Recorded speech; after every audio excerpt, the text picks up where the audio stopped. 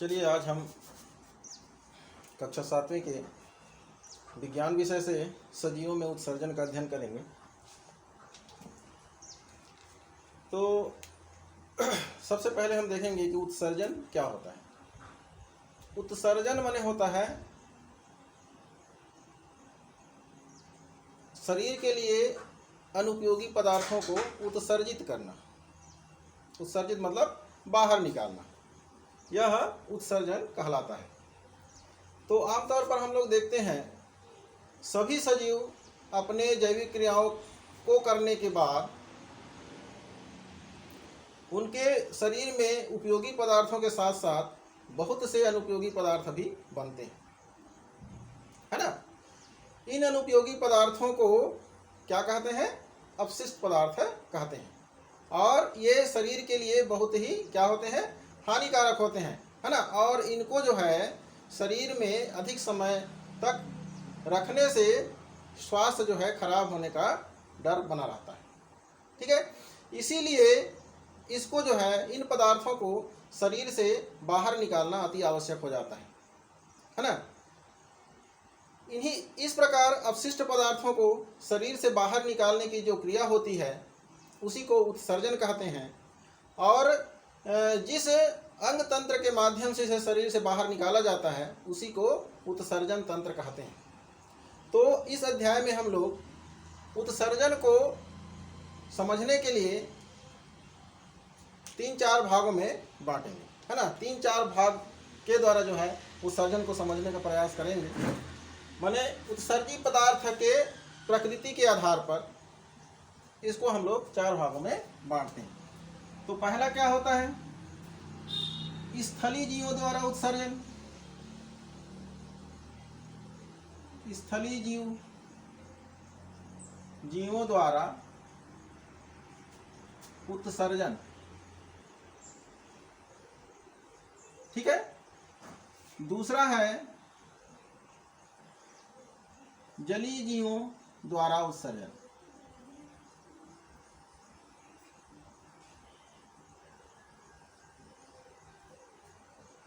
तीसरा होता है सूक्ष्म जीवों द्वारा उत्सर्जन।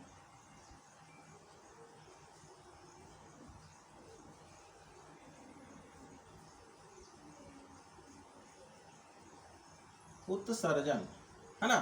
और चौथा होता है पौधों द्वारा उत्सर्जन, है ना। इस प्रकार से उत्सर्जन को हम 4 भाग में बांट करके पढ़ेंगे। तो सबसे पहले स्थलीय जीवों द्वारा उत्सर्जन। स्थलीय जीव मतलब जो स्थलीय भाग में पाए जाते हैं, है ना। जैसे हम हैं, गाय है, बकरी है, बैल है, कुत्ता है, बिल्ली है, इसके अलावा पक्षियां हैं, है ना। विभिन्न प्रकार के रेप्टाइल्स जैसे छिपकली है ना, सांप है ना। तो इनके द्वारा उत्सर्जन किस प्रकार से होता है ना। स्थलीय जीवों के द्वारा मतलब अभी जो मैं बताया उनके द्वारा किस प्रकार से उत्सर्जन की क्रियाएं होती हैं और उत्सर्जी पदार्थ को वह किन किन रूपों में उत्सर्जन करते हैं। अगला देखें जलीय जीवों द्वारा उत्सर्जन। जलीय जीवों में उत्सर्जी पदार्थ किस रूप में उत्सर्जित किए जाते हैं। और सूक्ष्म जीवों के द्वारा उत्सर्जन।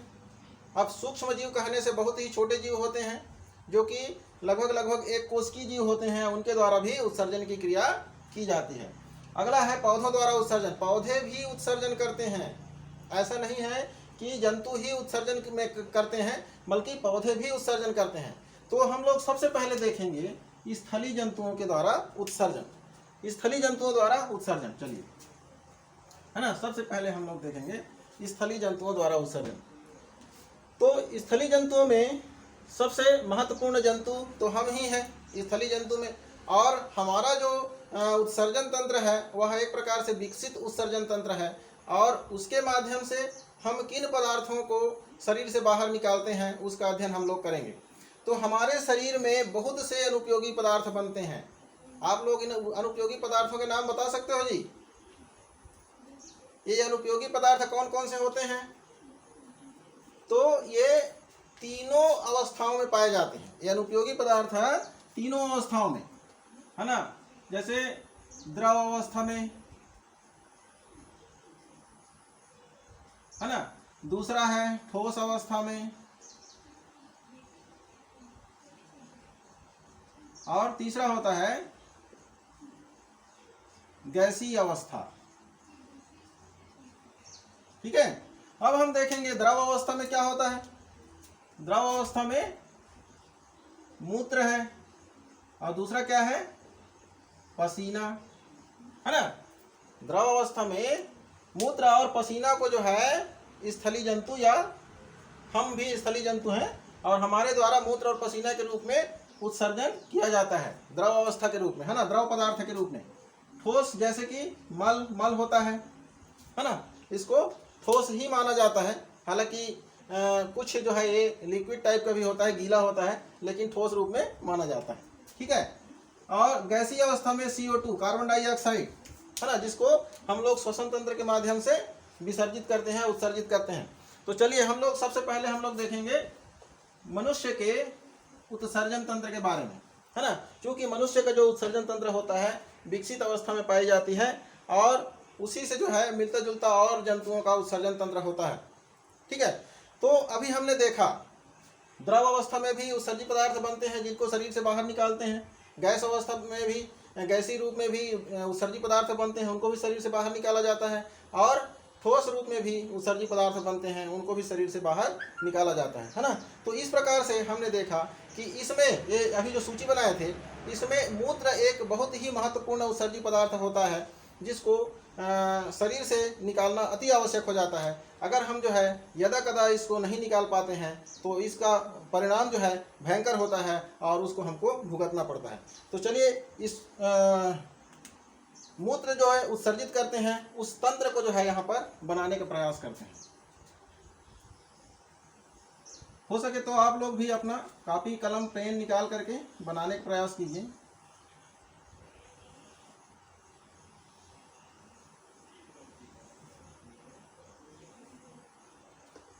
थोड़ा पास हो गया।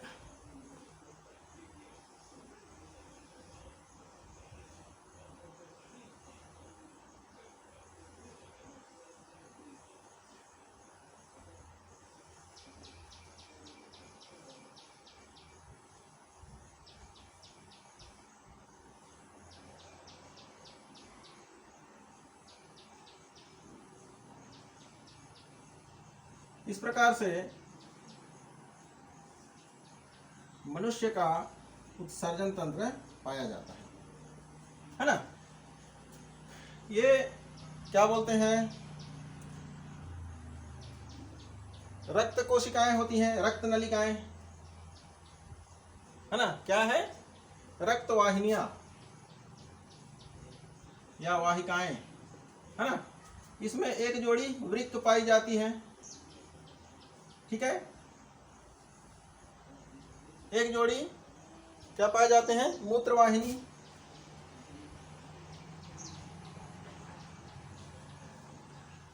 एक मूत्राशय और ये मूत्र मार्ग। ठीक है। इस प्रकार से अब हम लोग इसका अलग अलग अध्ययन करेंगे। चलिए, है ना। तो इसमें एक जोड़ी वृक्क पाई जाती है ना। एक जोड़ी क्या पाई जाती है, वृक्क पाई जाती है। यह कहाँ स्थित होती है, कहाँ पर स्थित होती है, यह हमारे उदर गुहा में। ये यहाँ से लेकर के ये हमारा उदर गुहा कहलाता है, जो छाती और पेट का जो आंतरिक भाग होता है, जो कि एक खोखला गुहा के रूप में होती है। और वह उदर गुहा में डायफ्राम के नीचे, डायफ्राम कहाँ पाई जाती है, हम इसको श्वसन तंत्र में पढ़े हैं। ठीक, दोनों फेफड़ों के नीचे डायफ्राम पाई जाती है। तो डायफ्राम के नीचे वह उदर गुहा में रीढ़ की हड्डी, यहाँ पर बीचों बीच एक रीढ़ की हड्डी होती है, इधर, है ना, बीचों बीच रीढ़ की हड्डी है। रीढ़ की हड्डी की दोनों तरफ, दाएं तरफ भी और बाएं तरफ भी एक एक वृक्क जो है स्थित होते हैं। इनका रंग जो है गहरा लाल होता है और सेम के बीज की तरह दिखाई देता है। देखिए, सेमी के बीज जैसे दिखाई दे रहा है ना। अब हम चलते हैं वृक्क के बाद में रक्त वाहिकाएं। देखिए, रक्त वाहिकाएं, है ना। ये जैसे उस दिन हम लोग पढ़े परिसंचरण तंत्र में, इसके पहले रक्त वाहिकाएं, है ना, जिसमें हृदय से धमनी और शिरा निकल करके आती है ना। और सिरा धमनी के माध्यम से ब्लड जो है शरीर के समस्त भागों में पहुंचती है और सिरा के माध्यम से कलेक्ट करके हृदय में डालती है। उसी प्रकार एक धमनी होता है और एक शिरा होता है। इसमें एक इस प्रकार से काले कलर का जो दिखाई दे रहा है यह क्या है? काले कलर का जो दिखाई दे रहा है यह शिरा है, क्योंकि यह कार्बोहाइड्रेट से युक्त रक्त है जिसको यह वापस ले जा करके कहाँ डालेगा? हृदय में डालेगा, है ना। और एक दूसरी वाहिनी जो दिख रही है इसमें नीले कलर में, है ना, ये है ना, ये क्या है? यह धमनी है जो कि शुद्ध रक्त को लेकर के आती है। और दोनों वाहिकाओं के एक एक शाखाएं जो है दोनों वृक्क में घुसी हुई हैं, क्योंकि यहाँ पर रक्त के माध्यम से जो पानी होता है उस पानी को यहाँ पर छोड़ देता है और रक्त जो है शुद्ध होकर के फिर वापस इन्हीं वाहिकाओं के द्वारा वापस चली जाती है। ठीक है। इसके बाद आता है मूत्रवाहिनी। चूँकि मूत्रवाहिनी दोनों वृक्क के भीतरी भाग में से एक एक ठो निकलती है ना, और वृक्क में छने हुए जो मूत्र होता है उसको मूत्राशय तक पहुंचाती है। ये मूत्राशय है ना, मूत्राशय एवं मूत्र मार्ग, ये मूत्राशय और यहाँ से मूत्र मार्ग, है ना। अब मूत्राशय मांसपेशियों की बनी होती है, एक थैली के समान संरचना होती है ना, जिसमें मूत्र जो है एकत्रित होता है और यह जब भर जाता है तब मूत्र को शरीर के द्वारा बाहर त्याग दिया जाता है ना। तो इस प्रकार से ये हमारे शरीर का क्या है? उत्सर्जन तंत्र है। ये मूत्र उत्सर्जन तंत्र कहते हैं इसको। ठीक है। अब हम देखते हैं हमारे शरीर में मूत्र का निर्माण कैसे होता है। जनरली हम लोग जानते हैं जब हम लोग भोजन करते हैं वहाँ आमाशय में इकट्ठा होता है। आमाशय में इकट्ठा होने के बाद धीरे धीरे वह पाचन की प्रक्रिया से गुजरते हुए छोटी आंत्र तक चली जाती है। अब छोटी आंत्र में जो है भोजन का पूर्ण रूप से पाचन हो जाता है। वहीं पर रक्त की कोशिकाओं के द्वारा पोषक तत्वों को अवशोषित कर लिया जाता है। तो उस जो पोषक तत्व अवशोषित किया जाता है उसमें का जो प्रोटीन होता है ना, भोजन का जो प्रोटीन होता है उसमें से उसके पाचन के फलस्वरूप, खासकर प्रोटीन के पाचन के फलस्वरूप अमोनिया गैस बनती है। ठीक है। अब अमोनिया गैस इतना हानिकारक होता है कि उसको शरीर से निकालना बहुत ही जरूरी हो जाता है, किंतु इस गैस को सीधे तौर पर शरीर से बाहर नहीं निकाला जा सकता, है ना। यह रक्त के साथ कहाँ चला जाता है? जब उसको हम लोग सीधे तौर पे माने गैस की गैसीय रूप में जो है बाहर नहीं निकाल पाते हैं तो वह सीधा कहाँ चला जाता है? यकृत में चला जाता है, जहाँ पर कार्बन डाइऑक्साइड से मिल करके वो यूरिया का निर्माण करती है। माने मूत्र के बनने की प्रोसेस को समझिए। ठीक है। तो वहाँ पर यूरिया जो है अमोनिया से कम हानिकारक होता है। वहाँ पर कार्बन डाइऑक्साइड के साथ में संयोग करता है ना, यूरिया और अमोनिया जो है कार्बन डाइऑक्साइड के साथ संयोग करके यूरिया का निर्माण करती है, जो कि अमोनिया से कम हानिकारक होती है। यह यूरिया रक्त के द्वारा वृक्क में पहुंचता है। जैसे यहाँ पर देख लीजिए रक्त वाहिकाएं दी हुई हैं, है ना, और उसके द्वारा रक्त से मिल करके कहाँ पहुँच जाती है? वृक्क में पहुँचता है, जहाँ पर उसे छान करके अलग कर दिया जाता है ना। और मूत्र में यूरिया के अलावा और कुछ मुख्य उत्सर्जी पदार्थ होते हैं जो कि पानी के साथ बह करके हमारे शरीर से मूत्र मार्ग के द्वारा बाहर त्याग दिया जाता है। ठीक है। शरीर में बने कुछ हानिकारक और भी पदार्थ होते हैं, है ना, जो कि आहार नली में बने होते हैं। आहार नली के द्वारा मल के साथ बाहर निकाल दिया जाता है। ठीक है। तो अब यहाँ पर हम देखते हैं, ये तो हमारा हो गया लिक्विड फॉर्म, है ना। अब इसमें और भी होता है जिसको हम लोग पसीना के रूप में शरीर से बाहर त्यागते हैं। जो अभी मैं बताया कि जो द्रव उत्सर्जी पदार्थ होते हैं उनमें एक पसीना भी यहाँ पर मैं लिखा था, है ना। तो पसीना जो है शरीर से बाहर निकलता है जब हम बहुत ज़्यादा मेहनत करते हैं या बहुत ज़्यादा गर्मी पड़ती है, तो हमारे शरीर के तापमान को नियंत्रण करने के लिए पसीना जो है हमारे शरीर से बाहर निकलती है और वहाँ हमारे शरीर के तापमान को नियंत्रित करती है ना। तो उसमें शायद आप लोग कभी उसको चखे होंगे या इधर कदा कभी आप मुंह में चला गया होगा तो उसका स्वाद आपको मालूम होगा कि वह किस प्रकार का स्वाद आता है। मीठा रहता है कि नमकीन कि खट्टा? कैसे रहता है जी? पसीना का स्वाद कैसे होता है? नमकीन। वेरी गुड, बहुत सुंदर, है ना, एक्सीलेंट। वह उसका स्वाद जो है नमकीन होता है ना। अब नमकीन किसका स्वाद रहता है? नमकीन शक्कर का रहता है कि गुड़ का कि नमक का? नमक का। वेरी गुड, है ना। तो नमकीन स्वाद। अब नमक क्या है? हम अम्ल, क्षार और लवण में पढ़ चुके हैं। नमक को हम लोग क्या मानते हैं? लवण, है ना। तो लवण भी, और इसके अलावा और अन्य प्रकार के लवण जो है पसीना के साथ में बहा करके बाहर निकलते हैं। तो ये हो गया लिक्विड फॉर्म। अब चलते हैं उसके ठोस वाले फॉर्म में, है ना। तो ठोस जो होता है वह आहार नाल के द्वारा भोजन को पचाने के बाद जो अपच्य भोजन होता है या अनपचा भोजन या अधपचा भोजन होता है, जिसको हम लोग शरीर से बाहर त्यागते हैं गुदा द्वार के माध्यम से। अगला हमने देखा था गैसीय अवस्था में, या गैसी क्या बोलते हैं, उत्सर्जी पदार्थ है, जो कि हमारे शरीर से उत्सर्जी पदार्थ होता है गैस के रूप में। एक तो कार्बन डाइऑक्साइड होता है जो महत्वपूर्ण होता है, महत्वपूर्ण उत्सर्जी पदार्थ होता है गैसीय रूप में, और दूसरा होता है जलवाष्प, है ना, जो कि हमारे श्वसन के द्वारा ऑक्सीजन का भोज्य पदार्थों के साथ मिलकर ऑक्सीकरण के द्वारा, ऑक्सीकरण करने के दरमियान बनता है। यह कार्बन डाइऑक्साइड और जल वाष्प जो होती है, इसको हम शरीर से बाहर निकालते हैं।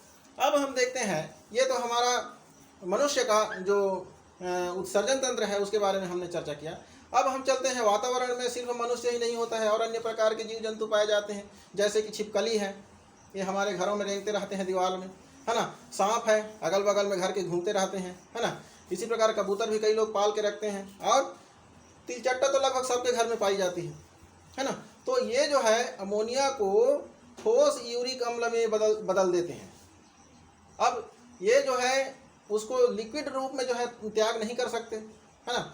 अब संभवतः उनके शरीर में इस प्रकार के अंग भी नहीं होते हैं जिसको कि वो लिक्विड फॉर्म में वहाँ परित्यागे या उत्सर्जित करे, तो उसको वो लोग ठोस रूप में कन्वर्ट कर देते हैं, है ना, जिससे ये जंतु ठोस रूप में यूरिक अम्ल का उत्सर्जन करते हैं। ठीक है। आपने पक्षियों की बीट तो निश्चित रूप से देखी होगी। अगर किसी के घर में कबूतर है, कबूतर नहीं है, तब भी आप लोग कहीं न कहीं पर जैसे मुर्गी का बीट भी देखे होंगे, उसमें दो कलर होता है, एक तो सफ़ेद भाग होता है और दूसरा काला भाग होता है। तो जो सफ़ेद भाग होता है वही यूरिक अम्ल का होता है ना। जो सफ़ेद भाग होता है वही यूरिक अम्ल का होता है, और जो काला भाग होता है वह हमारे भोज्य पदार्थ का होता है ना। तो इस प्रकार से यूरिक अम्ल के रूप में वह उसको त्याग देता है। अब हमने वहाँ पर लिखा था एक स्थलीय जंतु, तो अभी तो हमने स्थलीय जंतु के बारे में बताया है। अब चलते हैं जलीय जंतु के बारे में। तो जलीय जंतु में सबसे बेहतर उदाहरण हमको मिलता है मछली के रूप में, है ना। तो मछली के शरीर में बनने वाली अमोनिया जो होती है वह सीधे तौर पर पानी में घुल करके उत्सर्जित हो जाती है।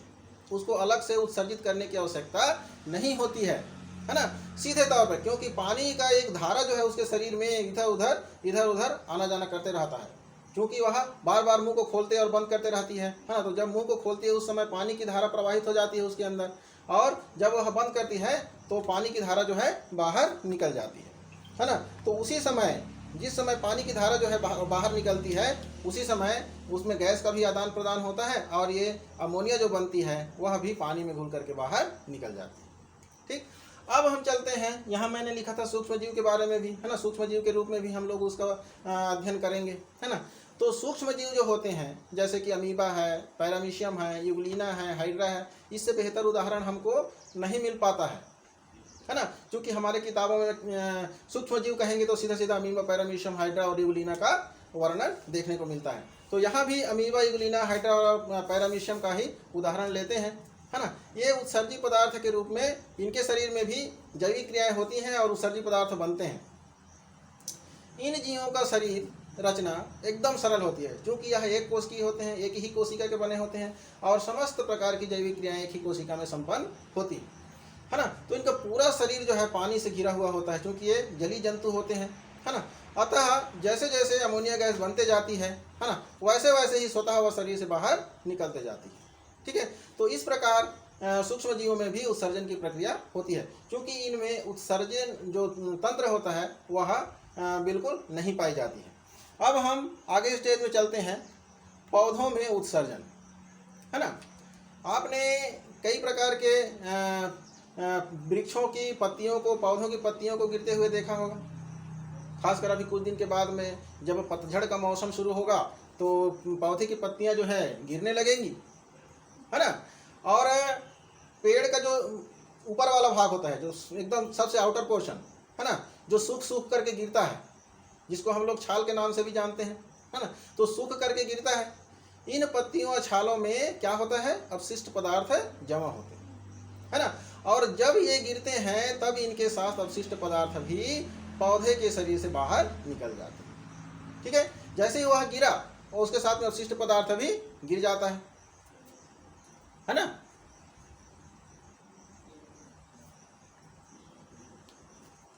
ठीक है जी, जैसे ही पत्तियां और उसके छाल जो है सूख करके नीचे गिरते हैं तो अवशिष्ट पदार्थ भी नीचे गिर जाते हैं। कनेक्शन प्रॉब्लम आ रहा है भाई।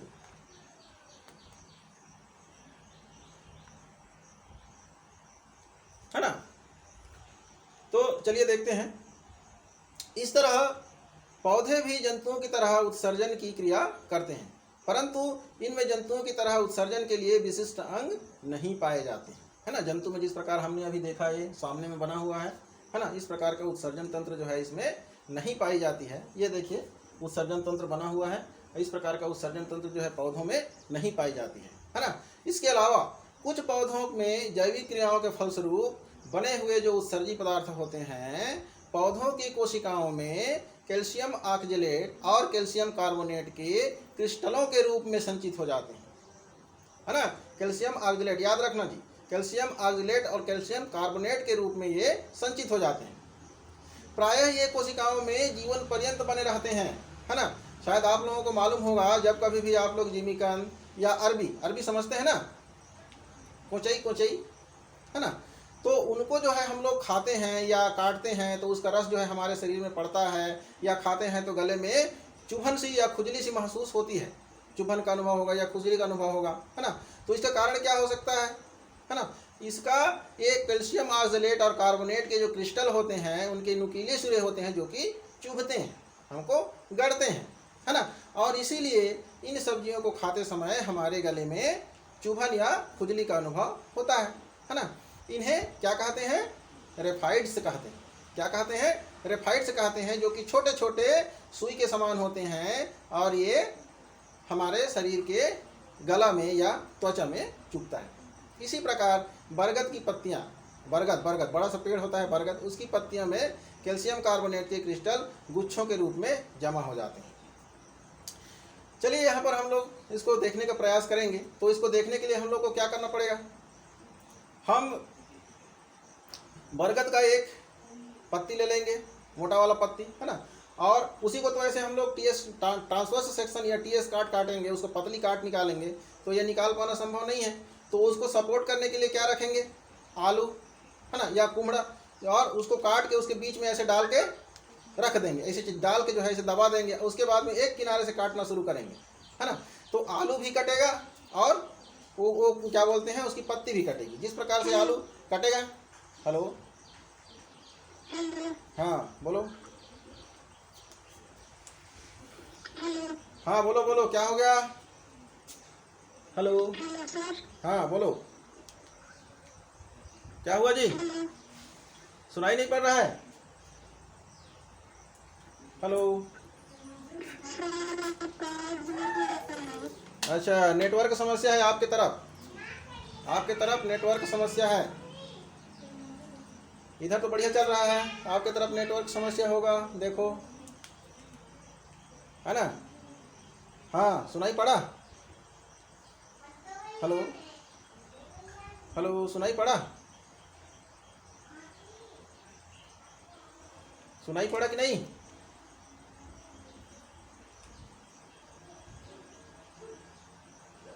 यहाँ पर देखिए,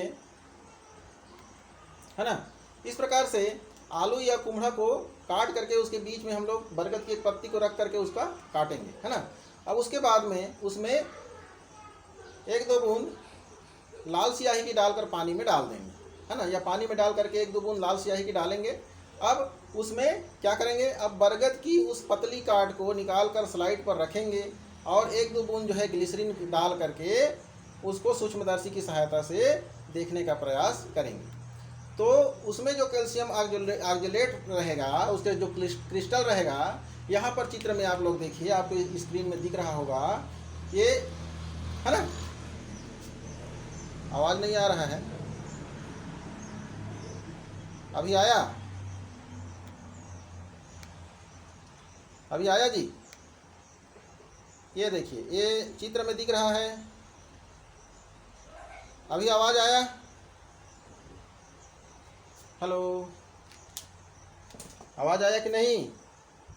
ये देखिए, यहाँ पर गुच्छे के रूप में कैल्शियम ऑक्जेलेट, एक कैल्शियम कार्बोनेट दिखाई दे रहे हैं, है ना। तो इस प्रकार से कैल्शियम कार्बोनेट जो है हमको दिखाई देते हैं। ठीक है, इस प्रकार से क्रियाकलाप के माध्यम से हम बेर की पत्ती, कनेर की पत्ती, है ना, उनसे कैल्शियम ऑक्जेलेट के गुच्छों को आसानी से अध्ययन कर सकते हैं।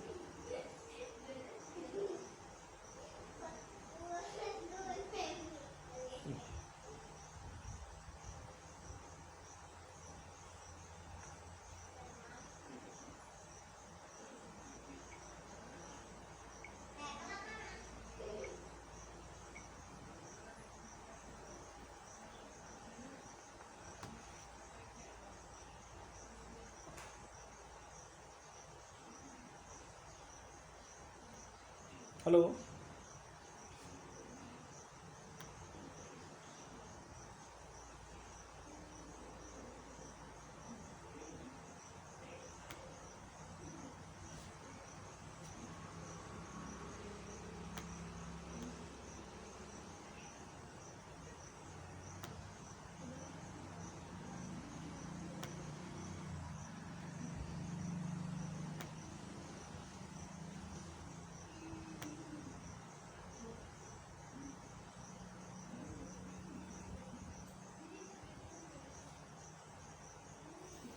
चलिए, वैसे पाठ भी समाप्त हो गया है और समय भी ख़त्म हो गया है, तो यहाँ पर बंद करते हैं।